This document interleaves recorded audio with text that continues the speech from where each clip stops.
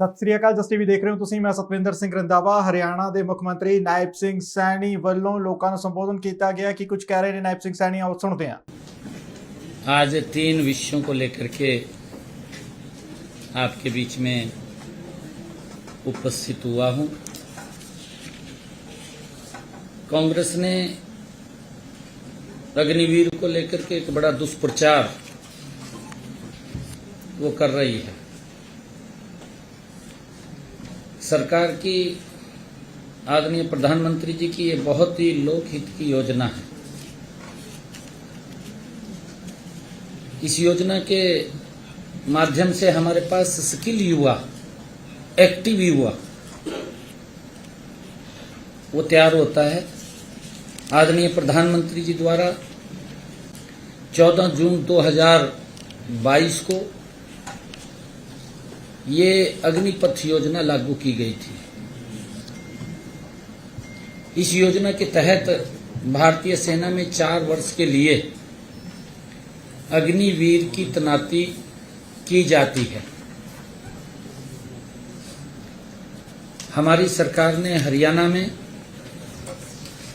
अग्निवीरों को प्रदेश सरकार द्वारा भर्ती किए जाने वाले constable, mining guard, forest guard, jail warden और एसपीओ के पदों पर सीधी भर्ती में 10% हॉरिजेंटल आरक्षण प्रदान करेगी। ये प्रावधान हमने किया है।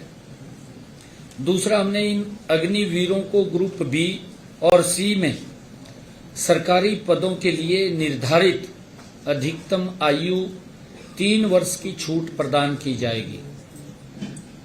परंतु अग्निवीरों के पहले बैच के मामले में आयु में यह छूट 5 वर्ष की होगी। सरकार ग्रुप सी में सिविल पदों पर सीधी भर्ती में अग्निवीरों के लिए 5% हॉरिजेंटल आरक्षण और ग्रुप बी में 1% हॉरिजेंटल आरक्षण प्रदान करेंगे। अगर अग्निवीर को किसी भी औद्योगिक इकाई द्वारा प्रति माह 30,000 रुपये से अधिक वेतन दिया जाता है तो हमारी सरकार उस औद्योगिक इकाई को 60,000 रुपये वार्षिक की सब्सिडी देगी। यदि कोई अग्निवीर अपना उद्यम स्थापित करता है तो सरकार 5 लाख तक के ऋण पर ब्याज सहायता प्रदान की जाएगी। 5 लाख रुपए तक का अगर वो ऋण लेकर के काम करता है तो कोई ब्याज नहीं है उसके ऊपर। अग्निवीरों को प्राथमिकता के आधार पर आर्म लाइसेंस दिया जाएगा। सरकारी विभागों, बोर्डों, निगमों में तैनाती चाहने वाले अग्निवीरों को मैट्रिक स्कोर में प्राथमिकता दी जाएगी। ये हमने हरियाणा में निर्णय किया है। दूसरा एक हमने निर्णय किया है, जो कोई एक्सीडेंट हो जाता है, कोई टक्कर मार करके चला गया, भारत सरकार के सड़क परिवहन एवं राजमार्ग मंत्रालय द्वारा टक्कर मारकर भागना, हिट एंड गो, मोटर वाहन दुर्घटना पीड़ित कंपनसेशन स्कीम 2022 25 फरवरी को अधिसूचित की गई।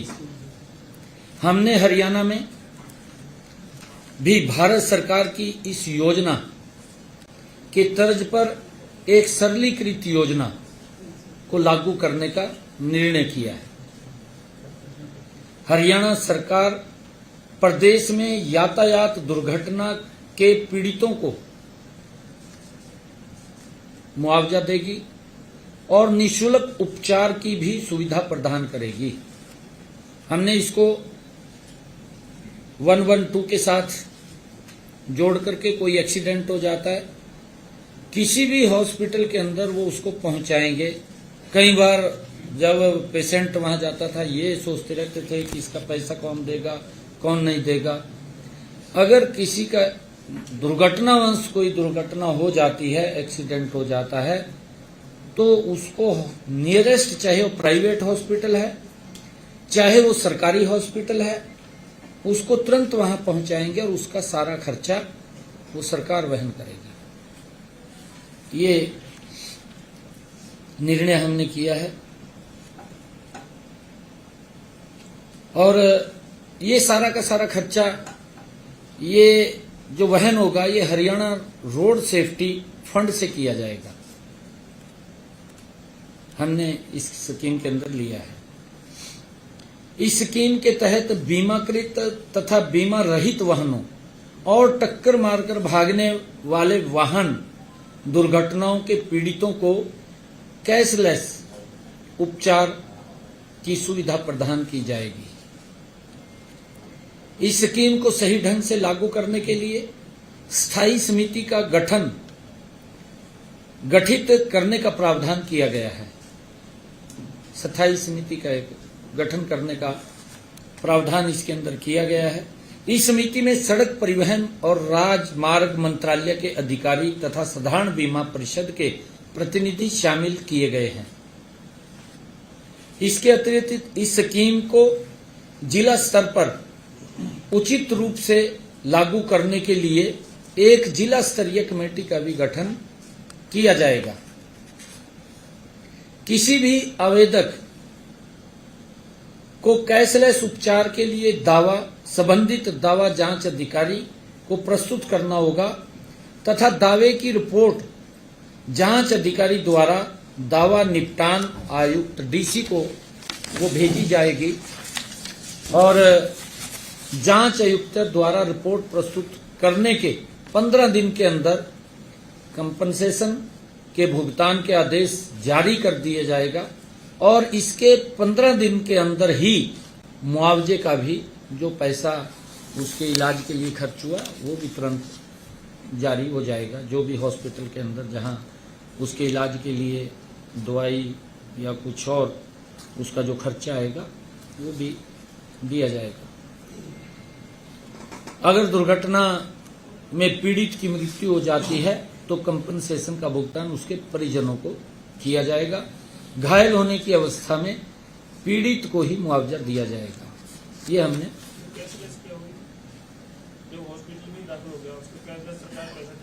पैसा दे दिया।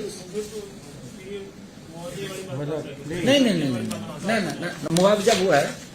मुआवजा मान ले डेथ हो गई है। 15 दिन का जो आप नहीं कैशलेस हो गया। मान ले एक मिनट मैं पूरा बता देता हूँ। हॉस्पिटल के अंदर पेशेंट चला गया, डॉक्टर चाहे वो प्राइवेट है चाहे सरकारी है, उसके ऊपर जो दवाई का खर्चा है, मार्केट से दवाई आई है, जो भी खर्चा उसके ऊपर हुआ उसका तो बिल लेगा ना डॉक्टर। नहीं, हॉस्पिटल को पेमेंट करना, हॉस्पिटल को वही कह रहा हूँ। यही कह रहे हैं सीएम साहब, कह रहे हैं कि मुआवजा अगर दुर्घटना में कोई डेथ हो जाती या अपाहिज हो जाता है तो फैमिली या परिवार, हॉस्पिटल को जो भी डॉक्टर है, वही बात मैंने कही कि डॉक्टर को, डॉक्टर जो इलाज करेगा उसका जो खर्चा हुआ है, अस्पताल को आप अस्पताल मान लो, आप अस्पताल मान लो, क्योंकि उसका खर्चा तो हुआ है ना हॉस्पिटल का।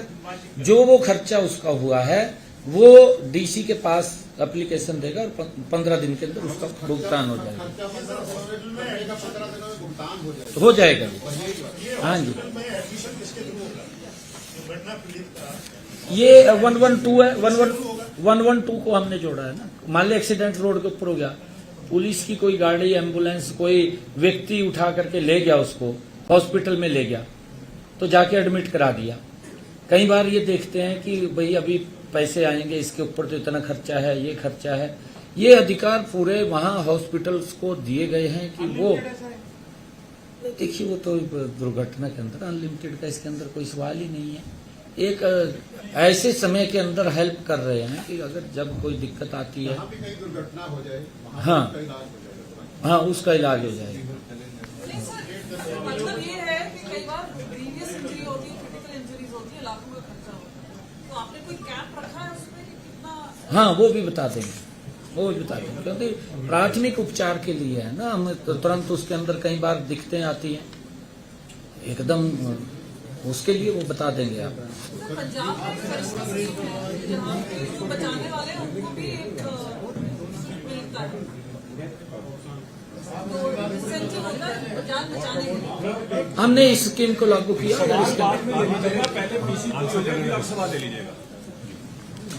तीसरा एक बड़ी हरियाणा के अंदर हमारे किसान भाइयों को भी, छोटे व्यापारियों को भी एक बड़ी समस्या मिट्टी निपटान से वो आ रही थी, उसके समाधान के लिए आज हम एक पोर्टल को भी लॉन्च कर रहे हैं। हमारे जो किसान भाई हैं, छोटे व्यापारी हैं, लंबे समय से मिट्टी से संबंधित विभागीय अनुमति व अन्य प्रक्रियाओं के जटिल, क्योंकि चालान हो जाता था, मिट्टी का कोई काम करता था उसका चालान हो जाता था, उस समस्या का आज हमने पोर्टल के माध्यम से वो समाधान निकाल दिया है। आज इस पोर्टल का शुभारंभ हो रहा है। ये किसान, छोटे व्यापारी, गांव में रेड़ा बुग्गी वाले किसान को भी राहत मिलेगी तथा अपने घर बैठे ही वो चाहे मोबाइल के ऊपर है, चाहे वो सीएससी सेंटर में जाकर के वहीं पर अपना कौन से खेत से उसने मिट्टी को लेवल करना है या उठा करके घर लेकर के आनी है, क्योंकि कई बार इस प्रकार की भी दिक्कतें थी कि भाई मैं तो अपने खेत से मिट्टी ले आया, घर में मनु यूज चाहिए था, चालान भी कर दिया। वो खाली वेबसाइट के ऊपर, पोर्टल के ऊपर वो रजिस्ट्रेशन करेगा कि मैंने इस खेत से मिट्टी उठानी है या इस खेत का लेवल करना है और उसका प्रिंट निकाल लेगा। कुछ उसको करना नहीं, कोई फीस नहीं लगेगी, कोई कुछ नहीं लगेगा उसका, और वो अलाउ होगा, उसको कहीं किसी प्रकार की दिक्कत नहीं है, वो कर सकेगा, अपना लेवलिंग भी कर सकेगा और वो मिट्टी भी उठा करके घर लाएगा। खाली पोर्टल के ऊपर उसने बताना भी मैं ये काम कर रहा हूँ, इस खेत से उठा करके यहाँ सूचना देनी है, उसके अंदर सूचना देनी है ओनली किसान को।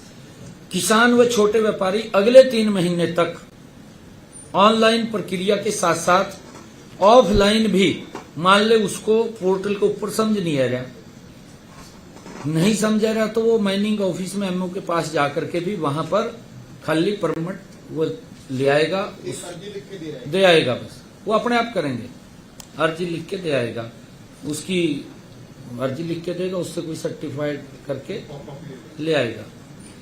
माइनिंग अफसर के पास जाकर कर परमिट भी प्राप्त कर सकता है, परमिट ले आएगा वहां से। इससे पहले इन सब कार्यों के लिए व्यक्तिगत रूप से किसान व छोटे व्यापारियों को कार्यालय में जाकर सभी कागजात जमा करवाने की अनुमति लेनी पड़ती थी, परंतु अब इसके बाद ये पोर्टल आज लॉन्च हो रहा है, अब उसको कोई कागज जमा नहीं करना, कुछ नहीं करना, वो खाली यहाँ भी अगर इसके ऊपर ऑनलाइन वो कराएगा तो उसका सर्टिफिकेट निकल जाएगा, बहुत सरल है, और निकलेगा तो वही अलाउ हो जाएगा।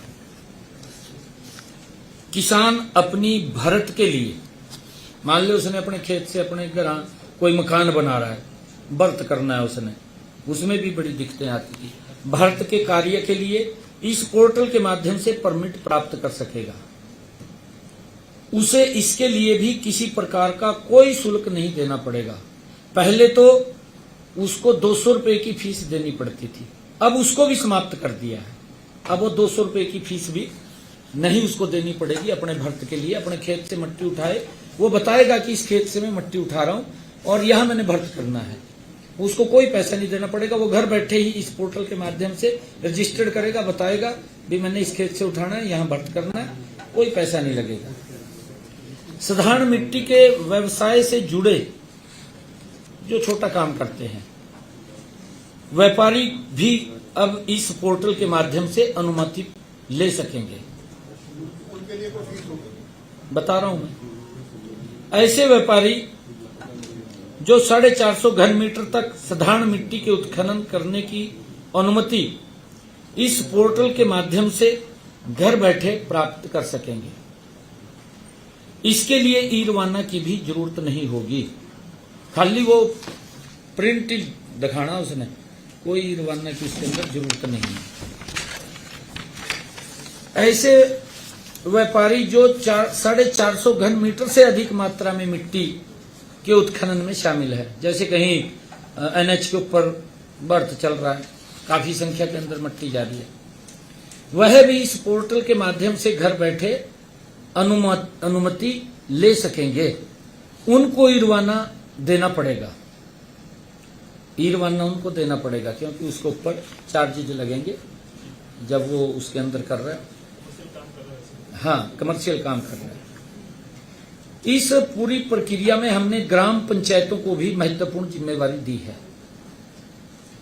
जिस गांव में साधारण मिट्टी का उत्खनन किया जाएगा, उस गांव के सरपंच अथवा ग्राम सचिव से एनओसी की लेने की जरूरी है।